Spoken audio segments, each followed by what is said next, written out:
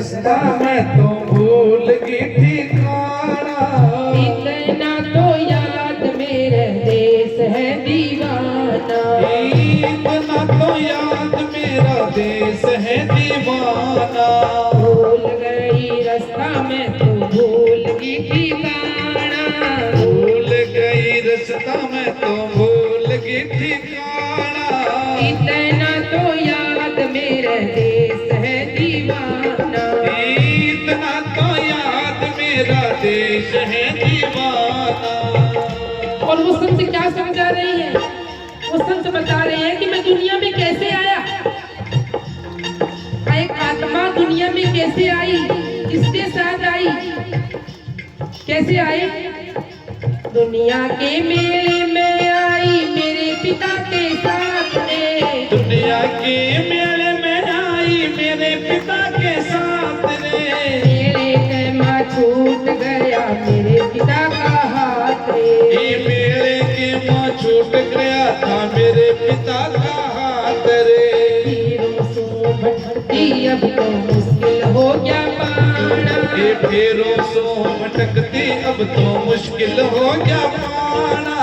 इतना तो याद मेरा देश दीवाना। भूल गई रास्ता मैं तो भूल गई ठिकाना। इतना तो याद मेरा देश था दीवाना। और जब आत्मा संसार में आई ना, आत्मा जब संसार में आई तो वो 5 विषयों के चक्कर में पड़ गई। और 5 विषय क्या है? काम, क्रोध, लोभ, मोह, अहंकार। और आत्मा आई और आत्मा ने आते आते ही संसार में जब अपना पैर रखा, अपना रिश्ता जुड़ा, जुड़ते ही 5 विकार, 5 विषय हमारे ऊपर आकर हावी हो गए। और फिर संत कहते हैं 5 ठगाने भाई बन के जुल्मी के संग ब्याह दई। 5 ठगाने भाई बन के जुल्मी के संग ब्याह दई। अन जाया मन खती मिला मेरी होई नहीं है शादी। ये अड़ जाया वर नहीं मिला मेरी नहीं हुई है शादी। अब के बचाले मन मानूंगी एहसाना। ये अब के बचा ले तेरा मानूंगी एहसाना। इतना तो याद मेरा देश है दीवाना। इतना तो याद मेरा देश था दीवाना। भूल गई रास्ता मैं तो भूल गई ठिकाना। भूल गई रास्ता मैं तो भूल गई ठिकाना। इतना तो याद मेरा देश था दीवाना। इतना तो याद मेरा देश है दीवाना।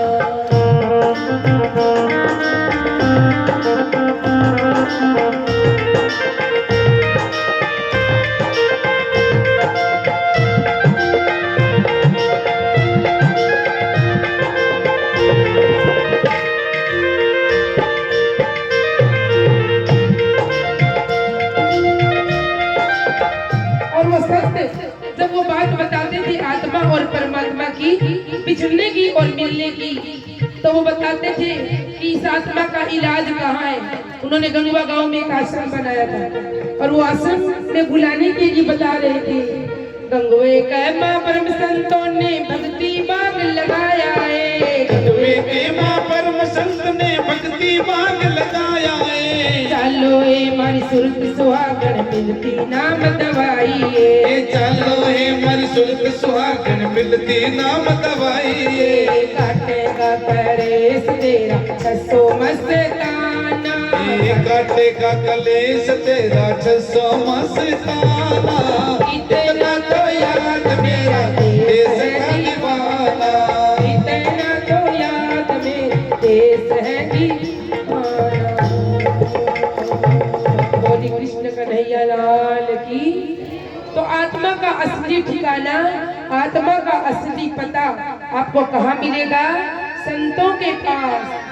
जब आप संतों के सानिध्य में जाएंगे, संतों के आश्रम में जाएंगे और वहां जाकर अपनी आत्मा का इलाज करवाएंगे तो आपको वो इलाज सहज से ही मिल जाएगा। बोली कृष्ण कन्हैया लाल। और कल की कथा में हमने सुना किस प्रकार भगवान श्री कृष्ण इस पृथ्वी पर प्रकट होकर के जीवों के उद्धार हेतु और जीवों के दुखों के निवारण हेतु संसार में आकर लीला करते हैं। कल हमने सुना कैसे वो माखन चोरी करते हैं। क्यों? क्योंकि ग्वाल बालों को माखन खिलाना है। अपने घर में तो कोई कमी नहीं थी और कभी वो माटी खाने के बहाने अपनी मैया को तीनों लोग ब्रह्मांड सारा का सारा अपने मुखमंडल में दिखा देते हैं।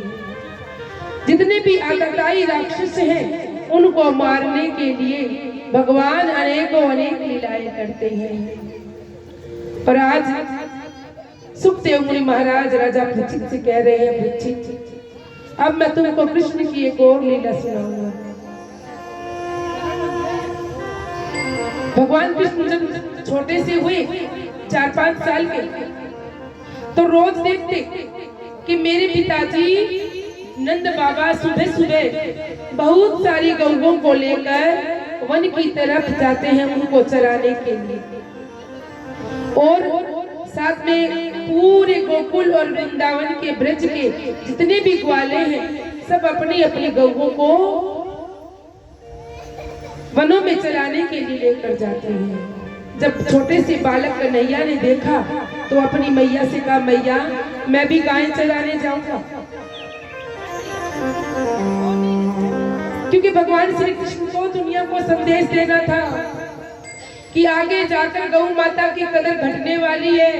गौ माता की बहुत अपमान होगा, ठोकरें खाती हुई घूमेगी, लोग उनको कटने के लिए छोड़ देंगे, जगह जगह लोग गौओं का मांस भक्षण करेंगे और गौ माता जिसके अंदर 33 करोड़ देवताओं का वास है उसका अपमान बड़ा होगा। और इसीलिए भगवान श्री कृष्ण ने उस समय संदेश दिया, हर हिंदू के घर में एक गाय होनी चाहिए, हर हिंदू के घर में एक गाय। लेकिन आजकल तो गौ में नहीं, नकल बता रही थी ना परसों, गौ नहीं कुत्ते पालने का शौक हो गया। गांव में तो फिर भी कम है, शहरों में तो बड़े बड़े घरों में माताएं बहने भाई लोग सुबह सुबह कुत्ते को मॉर्निंग वॉक करा के लाते हैं, मॉर्निंग वॉक कराते हैं और उनको बाहर घुमा के लाते हैं, पोटी करा के आते हैं। और घर में गाय बांधने के लिए कहते जगह नहीं है जी, पूरा घर पक्का करवा दिया और कुत्ते को अपनी छत पे भी पोटी करवा रहे हैं। कितना दुर्भाग्य है हमारे देश का, जहाँ पर गाय माता की पूजा की जाती थी क्योंकि उसके अंदर 33 कोटि देवताओं का वास है। उस गाय माता को तो आज हम लाठी लेकर मार देते हैं, लेकिन कुत्तों को पालने का बड़ा शौक हो गया। और ध्यान रखिएगा, मैंने परसों भी कहा था, घर में कुत्ता पालना मतलब बहुत गलत काम है। आप कुत्ते को रोटी दीजिए, आप कुत्ते को बाहर रोटी दे दीजिए, लेकिन कुत्ते को घर में लाना बहुत बड़ा पाप है। शास्त्र विदित है ये बात, हम शास्त्र से अलग कोई बात नहीं कहते। भगवान कृष्ण ने दुनिया को संदेश दिया कि वो एक राजा के पुत्र होकर, साक्षात पूर्ण ब्रह्म परमात्मा होकर भी वो एक गाय की सेवा कर रहे हैं। मैया से कहा, मैया मुझे गाय चराना जाना है। मैया ने कहा, कन्हैया तू तो अभी छोटा सा है, अभी तू कहाँ जाने के लायक बना है। लेकिन कन्हैया कहते, नहीं मैया मुझे गैया चराना बड़ा अच्छा लगता है, तू मुझे एक छोटी सी लाठी दे दो और मैं ना अपने सभी ग्वाल बालों मित्रों के साथ गाय चराने जाऊंगा। तब मैया कहती है, तू ना छोटा है तो तू छोटे बछड़ों को चरा कर आ, गैया तेरे पिताजी बाबा चरा के आते हैं ना। और कन्हैया अपने मित्रों के साथ गैया बछड़े चराने के लिए जाने लगे। रोज बछड़े चराते हैं, छोटी सी मुरली हाथ में है, मुरली बजा बजा कर गायों को इधर से उधर मोड़ते हैं और अपने ग्वाल बाल सखाओं के साथ वो वहाँ वन में क्रीड़ा भी करते हैं, खेलते भी हैं। एक दिन भगवान कृष्ण के मन में आया, सभी ग्वाल बालों को इकट्ठा किया और कहा, ग्वाल बालों अपने अपने घर से कल ना सब कुछ ना कुछ पकवान बना कर लाना। किसी की माँ लड्डू बनाएगी, किसी की माँ पेड़ा